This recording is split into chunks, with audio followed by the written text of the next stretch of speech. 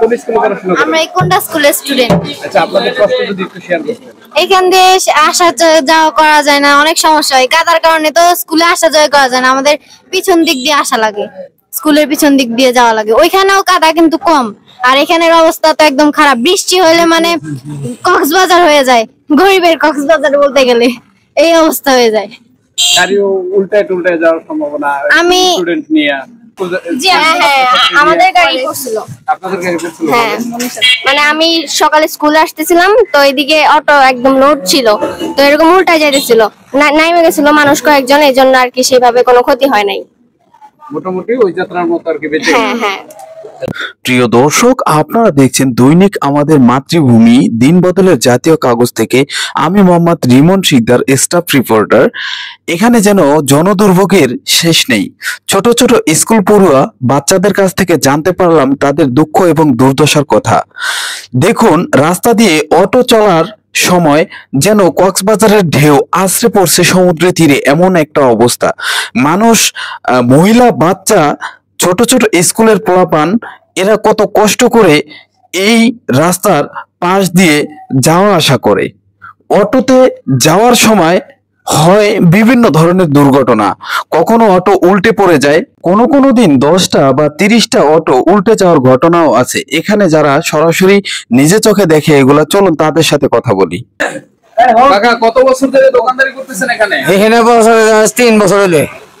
এই রাস্তার এই অবস্থা, বৃষ্টি হইলে কি হয়? বৃষ্টি হলে মানে আরো বেশি হতে, ঘরে পানি উঠে থাকে। আপনার এই দোকান করে পানি উঠে যায়? দোকান ঘরে পানি উঠে থাকে। আপনার কাস্টমার আসে কিভাবে? কাস্টমারও যাইছে না, পানি হোকালে মানে তখন আইছে, এত মতো বয়ে থাকি। দিনের মধ্যে দুই একজন আয়ে। এমনি অটো উল্টাই টুল্টাই পড়ার কত অটো উল্টে বললো, এখানে বহুত অটো উল্টে পড়ছে। এখন দিন 10টা 12টা করে উল্টে পড়ছে এরকম। আর একদিন পড়ছে 30টা।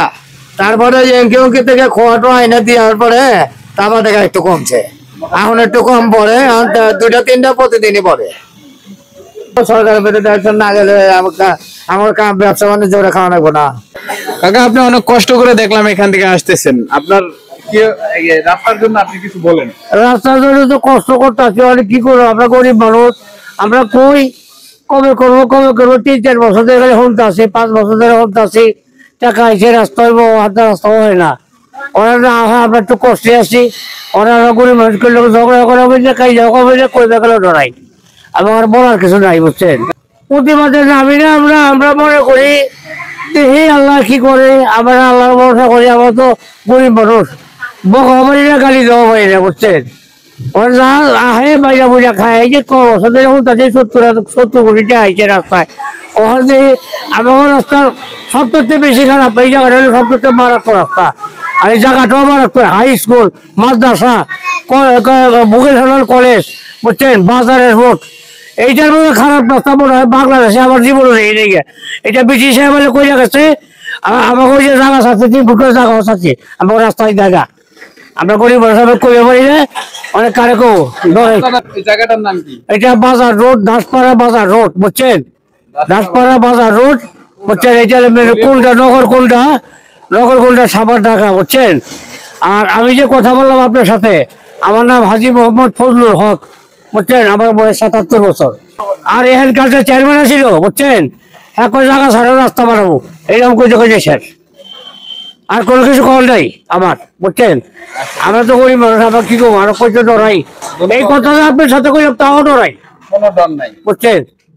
আমরা রাস্তা চাই, এখানে ডর ভয়ের কিছু নাই। আপনি কি এখানে গাড়ি চালান? হ্যাঁ ভাই, এখানে চালাই। আপনাদের এই দুর্ভোগের কথাটা যদি একটু শেয়ার করতেন।